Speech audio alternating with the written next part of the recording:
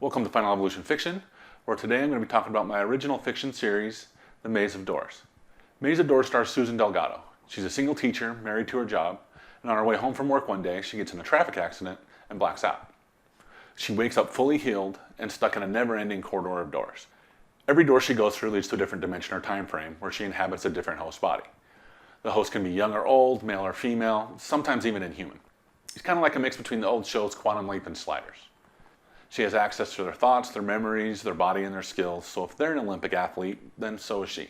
If they're a virtuoso or some other kind of genius, then so is she. And she can live just as they would. She could be in one of your loved ones or your best friend, and you would never know the difference. She's stuck in these host bodies until somebody dies. It's either her or someone else involved with the story. You never really know who it's going to be. You never really know how long she's going to be there. It could be minutes, hours, days, or even years. As far as she knows, she's not there to alter or fix anything. She's just there until that certain person dies. And then the door opens and she can go back to the maze. When she's in the maze, she doesn't get hungry or thirsty.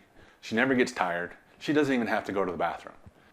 So her choice is to sit in isolation and boredom, or go through another door and hope that it leads back to her own life. If you're wondering why it's called Maze of Doors when she's stuck in a corridor, after she goes through enough doors, eventually new pathways open up. So this allows me to tell any type of story I can think of.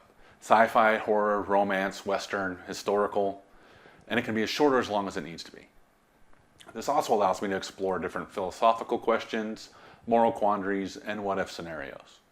For instance, she has to choose on whether she's going to live their lives the way that she wants to, or allow them to make their own decisions. In one of the earlier doors, she goes into a woman who's being abused by her husband.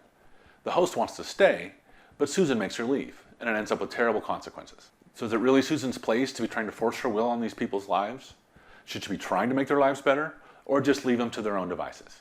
In the first book, Lizard, we catch up to Susan entering her 11th door. This is the first time she goes into a non-human host. This world is populated by humanoid lizards that evolved instead of humans.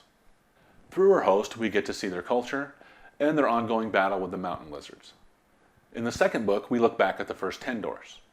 Here we get to see how Susan ended up in the maze, how she reacts to the place, and all the rules that go along with it.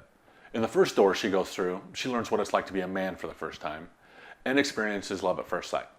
In another, she goes into a world where magic and technology coexist.